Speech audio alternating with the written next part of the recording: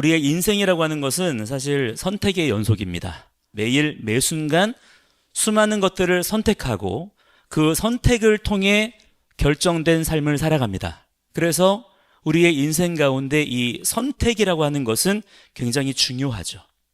특히 우리가 예수 믿고 나서는 이 선택이라고 하는 것이 예수 믿기 전보다 훨씬 더 중요한 의미를 갖게 됩니다. 우리의 삶을 심판하시는 분이 있다. 영원한 삶이 있다. 이 사실을 우리가 믿기 때문인 것입니다. 그런데 이 선택에 대한 문제, 무엇을 선택할 것인가? 무엇이 더 좋은 선택인가? 하는 것이 쉬워요, 어려워요? 쉽지 않습니다. 대단히 어렵습니다. 부모된 자로서, 또 목회자로서, 또 여러 관계 속에서, 그리고 나이를 점점 또 먹어가면서 또 맡겨진 사역들이 많아지고 그 책임이 점점 무거워지면서 선택에 대한 책임감도 부담감도 점점 더 크게 느껴지는 것을 경험하게 되거든요. 저도 지금 이렇게 시대적인 여러 위기 상황들 속에서 담임 목회를 시작하게 된 후에 수많은 선택과 결정들에 대한 부담감을 더 느끼게 됩니다. 특별히 하나님께서 우리 교회에 엄청난 성장과 에너지를 허락해 주신 그 계획이 또한 있으실 거기 때문에 거기에 대한 막중한 책임감을 또한 가지고 있어요. 그러던 와중에 오늘 우리가 함께 읽은 이 본문 말씀을 통해서 아브라함의 삶을 이렇게 살펴보면서 큰 도전과 또한 소망과 인사이트를 갖게 되었습니다. 지금 아브라함이 중요한 선택을 해야 되는 상황입니다. 이때 믿음의 조상 아브라함이라고 하는 이 사람은 과연 어떤 방식으로 이 중요한 선택의 순간을 맞이했는가 하는 점이 오늘 우리가 함께 주목해서 봐야 하는 그런 부분이 되겠습니다.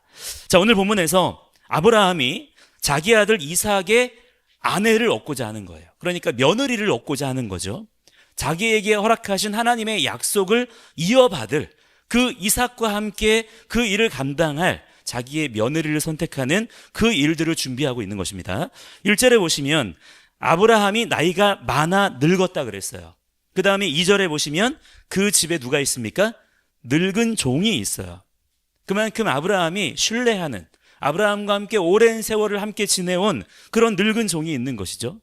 그 종을 보내서 3절에 보면 내가 거주하는 이 지방 가나안 족속의 딸 중에서 내 아들을 위하여 아내를 택하지 말고 내 고향 내 족속에게로 가서 내 아들 이삭을 위하여 아내를 택해라. 그래서 이 미션을 감당하게 하기 위해서 그 집에 가장 자기가 신뢰하는 종을 아브라함이 원래 살았던 지역으로 보내는 겁니다. 그럴 때 이 종이 그 막중한 주인 아브라함의 미션을 받아들고 12절에 하나님께 이렇게 기도합니다. 뭐라고 기도합니까? 그가 이르되, 시작, 그가 이르되 우리 주인 아브라함의 하나님 여호와여, 원하건대 오늘 나에게 순조롭게 만나게 하사 내 주인 아브라함에게 은혜를 베푸시옵소서. 그러면서 13절부터 하는 말이 내가 이렇게 하겠습니다. 한 소녀가 물 길러 나왔을 때, 물 길러 나올 텐데 그때 제가 그 소녀에게 물 좀 주소 할 텐데 그때 만약 이 소녀가 나에게 물을 줄 뿐만 아니라 제 낙타에게도 알아서 물을 준다 그러면 이것이 증거가 되어서 그걸 가지고 이 소녀가 하나님이 이삭을 위하여 정하신 배필로 제가 그렇게 알겠습니다. 이로 말미암아 주께서 제 주인에게 은혜 베푸심을 내가 알겠나이다. 이렇게 얘기를 하는 거예요. 그러니까 이 늙은 종 엘리에셀이 하나님 앞에 어떤 조건을 이렇게 걸어놓는 거예요. 그런데 정말 15절에 보면 힘도 안 들어요. 이 사람은 말을 마치기도 전에, 그러니까 아직 이 말이, 이 기도가 끝나지도 않았는데 이 리브가라는 여자가 물동이를 메고 오는 거예요. 그 사람에게 나에게 물 좀 주소 그랬더니 17절에 물을 마시게 하고, 그리고 19절에 보면은 마시게 하기를 다하고 이르되 당신의 낙타를 위하여서도 물을 길어 그것들로 배불리 마시게 하리이다. 이렇게 했어요. 그래서 이 여자가 이삭의 아내가 됐어요. 쉽죠? 참 쉽게 가잖아요. 그래서 여러분도 이런 일들을 기대하지 않습니까? 이렇게 기도하면 이렇게 하나님께 말씀드린 대로 착착 진행이 되어가지고 얼마나 쉽습니까? 이런 순적한 일들을 우리가 기대하는 거죠. 기대하면서 혹시 여러분도 이렇게 해보셨나요? 하나님, 내가 오늘 뭐를 해야 되는데 내가 오늘 아침에 딱 나갔을 때 어떤 사람을 딱 만나면 그게 증거가 돼가지고 하나님 제가 그렇게 하겠습니다. 제가 오늘 이러이러한 가게 주인을 만나면 내가 그 사람한테 이런 거를 사겠습니다. 이런 어떤 하나님께 어떤 조건을 이렇게 걸면서 딜을 하는 거죠. 나의 탁월한 선택을 위해서. 혹시 하나님께 이런 조건을 걸어보신 적이 혹시 있으시냐 하는 거예요. 지금 이 종이요, 자기가 뭐를 선택해야 되는 그런 위치예요. 아주 막중한 책무를 그렇게 맡은 것입니다. 그것도 자기의 선택이 아니라 누구의 선택이에요? 주인에 대한 선택을 자기가 대신해야 되는 거예요. 그러니까 얼마나 이것이 책임감이 있고 또한 막중한 부담감이 느껴지겠습니까? 아무리 아브라함이 신뢰하는 종이라지만 이삭의 아내, 내 주인의 아들이 평생을 함께할 신부를 누가 정해야 돼요? 내가 정해야 되는 거예요. 지금 자기가 구해와야 된다는 그런 부담감이에요. 그런데 그 여자를 전에 내가 알던 사람도 아니고 오랫동안 내가 지켜본 것도 아니고 어떻게 아내로 믿고 내가 그렇게 데려올 수가 있겠습니까? 부담이죠. 그러니까 지금 이런 이벤트를 자기가 이렇게 조건으로 만들어서 하나님께 이렇게 아뢰드리고 그렇게 이 순서대로 해달라고 요청을 드렸던 거예요. 그런데 진짜로 하나님께서 이 종이 요청한 이 이벤트를 통해서 이삭의 아내 될 사람을 맞이하게 해줘요. 그런데 우리는 지금 이 부분밖에 사실 여러분이 보이지 않는지 모르겠지만 종의 이 일에 앞서서 다른 일들이 있었어요. 이걸 우리가 놓치지 않고 주목해서 보셔야 된다는 것입니다. 어떤 것을 선택하기에 앞서서 먼저 조건이 있다는 거예요. 종의 이 이벤트가 그냥 이루어지는 것이 아니라 그 앞선 조건을 좀 볼까요? 4절 보시면 뭐라고 되어 있습니까? 내 고향, 내 족속에게로 가서 내 아들 이삭을 위하여 아내를 택하라. 네, 아브라함이 이렇게 명령합니다. 그때 그 종이 말해요. 만약에 그 여자가 나를 따라서 이 땅으로 오려고 하지 않으면 그러면 어떡하죠? 내가 딱 정말 배필감을 찾기는 찾았는데 딱 맞는 여자를 찾기는 찾았는데 나를 따라서 여기로 오지 않으려고 하면 그때는 어떡하죠? 내가 주인의 아들을 그 소녀가 있는 곳으로 데려갈까요? 근데 6절에 아브라함이 뭐라고 대답하냐면 내 아들을 그리로 데리고 돌아가지 아니하도록 하라. 왜 그렇습니까? 7절을 함께 읽겠습니다. 7절 시작.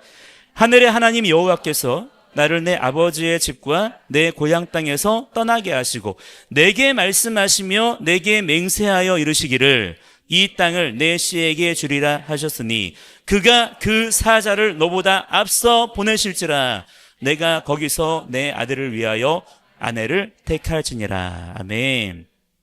자, 여러분 발견하셨습니까?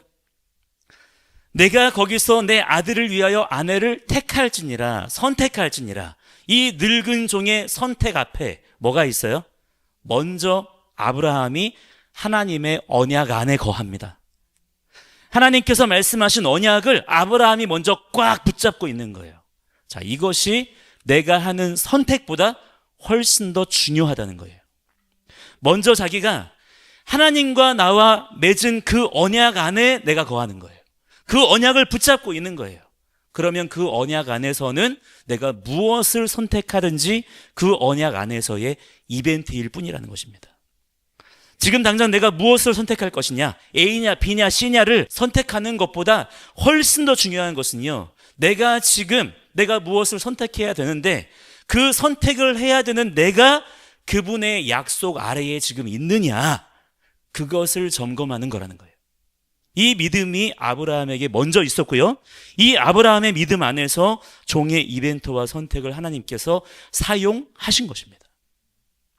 물론 우리가 선택할 때 어떤 것을 이렇게 선택했을 때 과연 이 선택을 하나님께서 기뻐하실까? 이 선택이 옳을까? 이 선택이 정말 주님께 영광이 될까? 여러분, 이런 것들이 너무나 중요하죠. 너무나 중요합니다. 그러나 그러다 내가 잘못 선택하는 날에는요, 내가 선택을 잘 해야 되는데 그 선택해야 되는 주체가 나잖아요. 근데 내가 선택을 잘못했어요. 그러면 어떻게 됩니까? 큰일 나죠. 그 선택에 대한 책임이 나에게 있으니까. 그런데 어떤 것을 선택하느냐보다 훨씬 더 중요한 게 있다는 것을 우리가 알아야 된다는 거예요. 그것은 내가 그분의 언약 안에 지금 있느냐 하는 것입니다. 그러면 그때 혹 내가 잘못 선택했다 할지라도 하나님은 그것을 그 언약 안에서의 이벤트로 만드실 수가 있다는 거예요.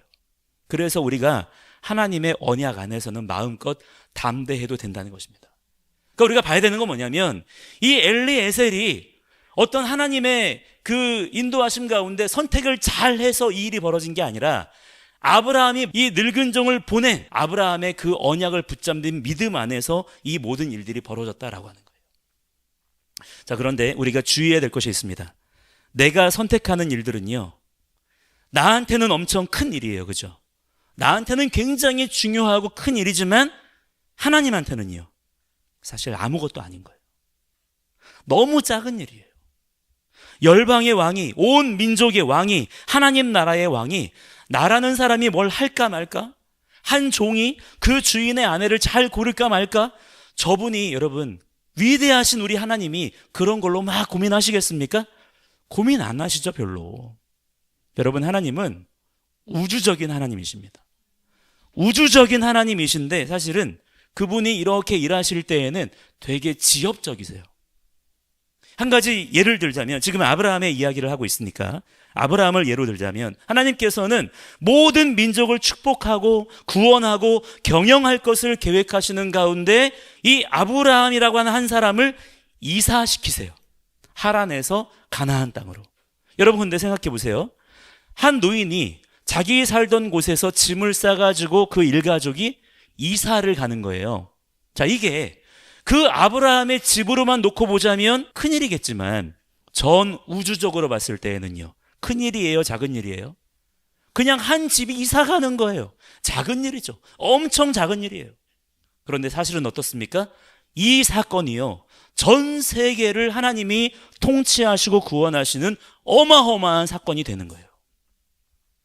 그런데 실제로 지금 이 이삿짐 싸가지고 이사하는 그 한 노인, 그 아브라함은 내가 왜 이래? 좀 나이 젊었을 때 좀 이사시키시지. 나이 들어가지고 내가 이 나이에 또 막 이러면서. 이러지는 않았겠지만 예를 들어서 그런 상황이란 말이죠. 온 만물과 열방을 경영하시는 하나님이 지금 노인 한 사람의 가정을 이사시키시는 거예요. 그런데 이 사건이 작은 사건이에요? 큰 사건이에요? 작은 사건이 아니에요. 엄청나게 큰 사건이에요. 여러분의 사소한 일을 하나님께서 간섭하십니다. 여러분의 작은 선택을 하나님이 쓰신다는 거예요.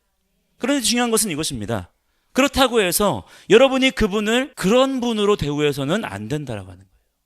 이게 중요한 포인트가 되는 것입니다. 아브라함을 다시 예로 들자면, 지금 하나님이 이 갈대아 우르 땅에서 가나안 땅으로 이사를 시킨다고 해서 하나님은 자꾸 내가 이사하는 데만 관심이 있는 하나님인 줄 알면 됩니까? 안 됩니까? 안 된다는 거예요. 하나님이 지금 내 주인의 아들의 아내 될 사람을 선택할 수 있도록 도와줬다고 해서 그분을 아내 골라주는 분 정도로 여기면 안 된다, 이 말입니다. 그분은 온 민족과 열방의 온 우주의 하나님이신 것을 내가 인정해 드려야 된다라고 하는 거예요. 그럴 때 나의 선택이 의미가 있는 것입니다. 여러분, 하나님의 음성을 여러분들이 들을 수가 있어요, 없어요? 있어요. 그분은 기꺼이 나 한 사람을 찾아주시고 만나주시고 나에게 말씀해 주시는 분이신 줄을 믿으시기 바랍니다. 그러나 그분을 그렇다고 해서 나를 인도해 주시기 위해서 존재하시는 분인 것처럼 그렇게 여겨서는 안 된단 말입니다. 그분을 그분 되게, 하나님을 하나님 되게 인정해 드려야 된단 말이에요. 하나님은 나에게 말씀하시는 분이세요. 하나님은 나를 사랑하세요. 하나님은 이 세상에 누구보다도 나를 사랑하세요. 아멘이십니까? 그걸 내가 정말 믿어요. 그래서 그분을 내 소유물인 것처럼 삼아버리는 경우들이 너무나 많단 말입니다. 그러나 그렇게 해서는 안 된다는 거예요. 그분을 그분답게 대우해 드려야죠. 나에게 친밀할수록 그분을 그분답게 대우해 드려야죠. 나에게 말씀하시는 그분이 열방의 왕이십니다. 나를 죄에서 구원해 주신 그분이 이스라엘의 하나님이세요. 그분이 나에게 가까이 오시면 가까이 오실수록 나는 그분을 더욱더 그분 댁에 대우해 드려야 된다라고 하는 거예요. 그래서 한 번은 개인적으로 그런 생각을 해본 적이 있어요. 2018년, 19년 이렇게 지나오는 동안에 개인적으로 저도 제 신앙이 중요하기 때문에 제 안에 있는 종교의 영, 종교적인 습성, 또 그동안에 함께 경험해왔던 종교적인 여러 편안함들이 있을 거잖아요.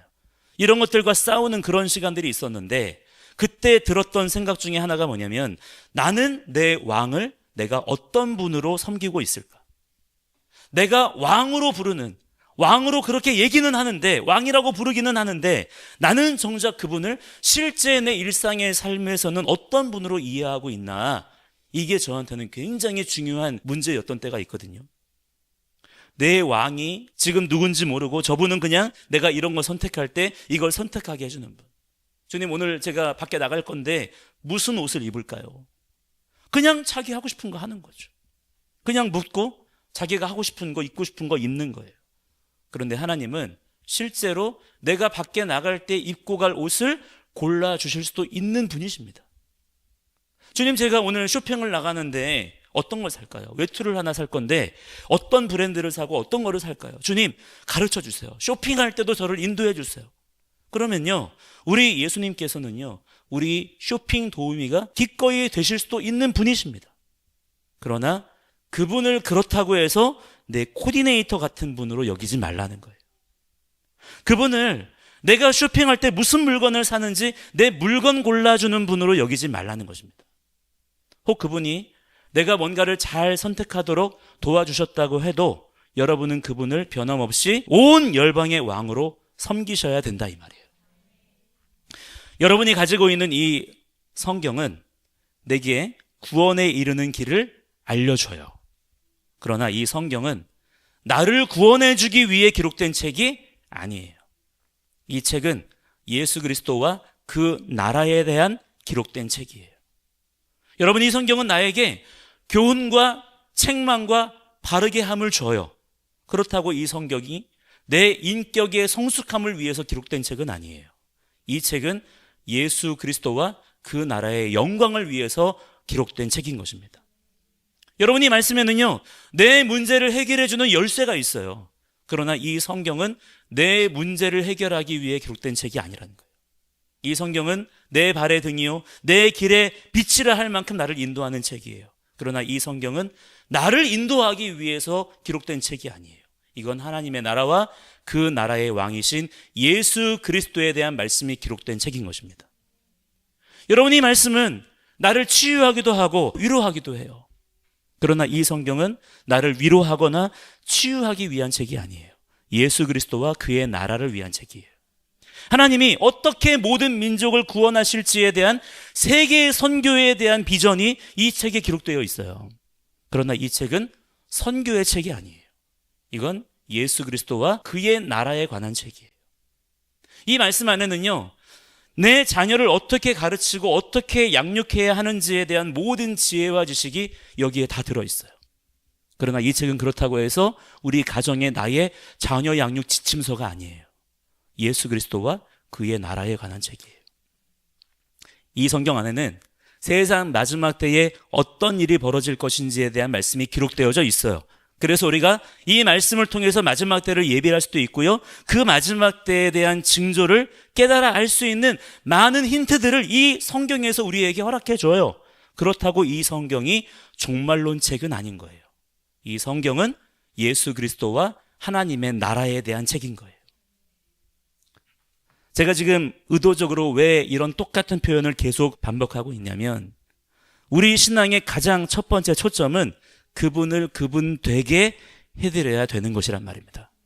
이 말씀을, 하나님 그분을, 예수 그리스도를 내 안으로 끌어들여서 내 문제 해결, 나의 위로, 내 영생, 내 구원, 나의 평안, 나의 앞길에 대한 인도함, 이런 식으로 여겨서는 안 된단 말이에요.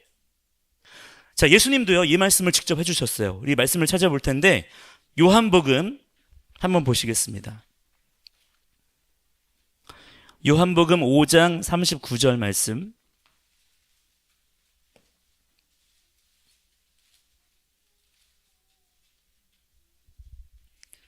함께 같이 읽어보겠습니다. 요한복음 5장 39절 시작. 너희가 성경에서 영생을 얻는 줄 생각하고 성경을 연구하거니와 이 성경이 곧 내게 대하여 증언하는 것이니라. 아멘. 자, 여러분, 이 말은 성경에는 영생이 없다는 말이 아니에요. 이 성경은 우리들에게 영생을 주기도 하지만 그것을 목적으로 기록된 책이 아니란 말입니다. 이건 예수님에 대하여 기록된 책이라는 거예요. 그런데 44절에 보면 사람들이 왜 성경을 묵상하느냐면 44절 한번 읽어보실까요? 44절 말씀 시작. 너희가 서로 영광을 취하고 유일하신 하나님께로부터 오는 영광은 구하지 아니하니 어찌 나를 믿을 수 있느냐. 자기가 영광을 받으려고 하는 목적이 있다면 이 사람은 성경을 읽을 때 잘못 볼 수가 있다는 거예요. 사람들이 왜 성경을 본다는 것입니까? 자기 영광을 취하려고. 서로를 통해서 자기 영광을 취하려고 하나님으로부터 오는 영광을 구하지 않고 있다는 거예요. 46절 말씀 보겠습니다. 46절 시작. 모세를 믿었더라면 또 나를 믿었으니 이는 그가 내게 대하여 기록하였습니다. 아멘. 여러분, 이들은 지금 모세를 아주 존중하고 아주 숭배까지 할 만큼 존경하는 그런 사람들입니다. 그런데 예수를 미워하는 거예요. 모세는 예수님에 대해서 기록을 해놨는데 이 사람들은 모세의 글을 읽으면서 정작 모세가 드러내고자 하는 예수님을 발견하지 못해요. 왜 그래요? 모세가 쓴 글을 통해서 자기의 유익을 구하고 있기 때문이라는 거예요. 그래서 예수님이 이 땅에 오셨을 때 이들이 앞장서서, 모세의 글을 사랑한다는 이들이 앞장서서 예수님을 죽입니다. 왜 이들은 율법을 이렇게 사랑해서 묵상하는데 그 말씀의 뜻을 모를까요? 자기의 욕심 때문이라는 거예요. 심지어는 영생을 구하는 목적도 마찬가지가 될 수 있다는 거예요. 주님이 말씀하시는 것을 들을 수가 없는 것입니다. 자, 7장으로 넘어가 볼까요? 요한복음 7장. 7장에도 똑같은 표현이 있어요. 요한복음 7장 17절 보겠습니다. 7장 17절 시작. 사람이 하나님의 뜻을 행하려 하면 이 교훈이 하나님께로부터 왔는지 내가 스스로 말함인지 알리라. 아멘. 아까는 우리가 선택에 대해서 말했죠. 이번에는 어떤 교훈, 어떤 깨달음이 내게 왔는데 이것이 과연 하나님으로부터 왔을까, 사람으로부터 왔을까? 이게 고민된다 그러면 여러분의 마음 중심을 먼저 보라는 거예요. 내가 하나님의 뜻을 행하려고 하는 마음, 그분의 영광을 구하려고 하는 의지가 과연 나에게 있는가? 그게 하나님의 음성을 분별하는 눈이라는 것입니다. 그걸 점검해 보면 내가 알리라. 19절 말씀 읽어보겠습니다. 19절 시작. 모세가 너희에게 율법을 주지 아니하였느냐? 그런데 너희 중에 율법을 지키는 자가 없도다. 너희가 어찌하여 나를 죽이려 하느냐? 똑같이 말씀하고 있는 거예요. 너희 중에 율법을 지키는 사람이 없다. 너희가 지금 다 율법을 지킨다고 하는데 지금 정작 나를 죽이려고 하고 있지 않느냐? 너희가 지금 모세의 율법을 지켰다면 나를 죽일 수가 없다. 왜? 모세는 나에 대하여 말하고 있기 때문에. 너희는 지금 모세가 뭐를 말하는지를 모른다. 왜? 너희가 정작 너희 욕심만 구하고 있기 때문에, 너희의 영광을 구하고 있기 때문에 모세가 뭐를 말하는지 너희는 들을 수가 없는 것이다. 그래서 나를 죽이려고 한다. 율법이 나쁘다는 얘기가 아니에요. 너희가 율법을 잘못 읽고 있다는 얘기예요. 이 성경 전체를 나한테 지금 끌어와 버린 거예요. 내 걸로. 여러분, 내가 예수님을 믿었을 때 이 진리의 말씀이 내 거가 된 게 아닙니다. 이 말씀은 내 게 아니에요. 이 말씀으로 나를 초대해 주신 거예요. 여기 기록된 이스라엘의 역사가 내 역사가 된 게 아니라 이 기록된 이스라엘의 역사 안으로 나를 초대해 주셨습니다. 이거는 내 거가 아닌 거예요. 더 엄밀하게 말씀드리자면 원래 이 말씀은 나와는 아무 상관이 없는 말씀이었어요. 그런데 우리가 이 말씀을 내가 나와 상관이 있는 것으로 만들고 싶어요. 그러면 어떻게 하나요? 여기 기록된 모든 내용들을 나랑 억지로 막 연결을 지어버리는 것입니다. 성경에 있는 모든 내용들을 다 나와 연결을 해야 나에게 의미가 있다라고 생각하는 거죠. 내가 지금 하고 있는 일에, 내가 지금 겪고 있는 상황들에다가 이 성경 말씀을 맞춰버리는 거예요. 갖다 끼워 넣는 것이죠. 이스라엘 백성이 출애굽한 것과 여러분이 남편이나 아내에게 시달리거나 부모님에게 혼나는 거하고는 사실 아무 상관이 없는 거예요. 지금 내가 경영하고 있는 사업이 지금 사면초가인데 이게 지금 홍해를 건넌 이스라엘 백성들하고는 아무 상관이 없는 내용이에요. 그럼 지금 당장 이 말씀이 나랑 의미 있으려면 말씀 안에서 지금 내 상황에 대한 의미를 찾으려고 뭘 하죠? 이 말씀을 내 삶으로 가지고 와서 적용하려고 하는 것입니다. 이게 지금 우리들이 갖고 있는 일반적인 말씀에 대한 태도예요. 그런데 이런 태도들이 하나님 앞에서 우리가 올바른 선택을 하는 것에 대한 심각한 장애물로 작용을 한다는 것입니다. 여러분, 이 적용 강박증 아세요? 적용 강박증? 오늘 말씀을 내가 읽었다 그러면 전부 나에게 적용돼야 되는 거. 여러분, 적용돼야지만 이 말씀이 내게 의미가 있는 것일까요? 적용이 안 돼도, 내가 당장에 이해가 안 돼도 그냥 이 말씀 자체로 의미와 능력이 있습니다. 이 말씀이 나에게 적용되어야 되는 것이 아니라 내가 여기에 적응되어야 되는 거예요. 주님이 자기의 나라와 그의 의를 위해서 하고자 하는 일에 우리를 초대해 주신 것입니다. 그럼 여러분이 이걸 있는 그대로 읽고 이것을 묵상하고 어떻게 해야 돼요? 주님, 제가 기록된 이 일을 제가 동의하오니 주의 일을 행하시옵소서. 그렇게 되기를 원합니다. 라고 이렇게 여러분이 기도할 마음이 있어야 합니다. 지금 내 상황과 형편하고 아무 상관이 없어도 그 말씀 자체로 의미가 있다는 거예요. 그분은 열방의 왕이시기 때문입니다. 오늘 이 말씀을 묵상했습니다. 묵상하는 중에 배가 너무 아팠습니다. 그래서 병원에 갔습니다. 너무 아파서. 말기암이랍니다. 예를 들자면 그렇다는 거예요. 그렇다 그러면 오늘 이 묵상한 말씀이 나에게 아무 의미가 없는 말씀이 되는 것인가요? 여러분이 말기암이어도 하나님의 뜻은 이루어져야 될 줄을 믿습니다. 이것을 꼭 내 암하고 연결해야지만 의미 있는 말씀이 되는 것이 아니라는 거예요. 여러분의 상황이 어떠하든지 하나님의 뜻은 반드시 오늘도 이루어져야 될 줄을 믿습니다. 이것이 우리의 신앙의 초점이 되어야 된다라고 하는 것이죠. 근데 이것을 여러분 안으로, 여러분이 자신의 영광을 위해서 내 것으로 갖고 들어오는 날, 그날 이 말씀은 우리에게서 없어져 버려요. 말씀을 말씀 되게, 하나님을 하나님 되게, 그분을 그분 되게, 주님을 주님 되게, 그렇게 우리가 대우를 해드려야 되는 것입니다. 그게 언약 안에 거하는 것이고요. 그 안에서 하나님의 말씀은 우리의 모든 선택을 인도하시는 능력이 된다라고 하는 거예요. 여러분이 앞으로 성경을 보실 때 좋은 팁이 될 수 있는 게 있어요. 뭐냐면 이 말씀은 나랑 아무 상관이 없는 말씀이다라고 생각하시고 말씀을 읽으시기 바랍니다. 그때 역설적으로 나하고 이 말씀 사이에 엄청난 상관이 생겨요. 여러분이 이 성경을 읽을 때 나랑 아무 상관없는 말씀으로 읽어야 그때 비로소 나하고 가장 상관 있는 말씀이 됩니다. 그게 무슨 뜻인지는 실제로 그렇게 해보시면 느끼실 수가 있을 거예요. 이게 이해되셔야 돼요. 그러나 처음부터 이 말씀을 그냥 내 것 삼아 버리려고 하면 이 말씀은 그냥 사라져 버리고 맙니다. 내 수준에서 축소되고 왜곡되어 버리는 거예요. 이스라엘이 바벨론 포로에서 70년 만에 돌아오리라 성경에서 읽었어요. 그래서 이 말씀 읽고 서로 얘기하는 거예요. 아멘이지, 우리가 이렇게 힘들게 산 지가 7년 됐잖아. 그런데 이제는 그렇다면 회복될 때가 됐다. 이스라엘은 70년이었잖아. 근데 우리는 7년이야. 이게 신학적 전문용어로 하자면은 해석학적 우상숭배라고 합니다.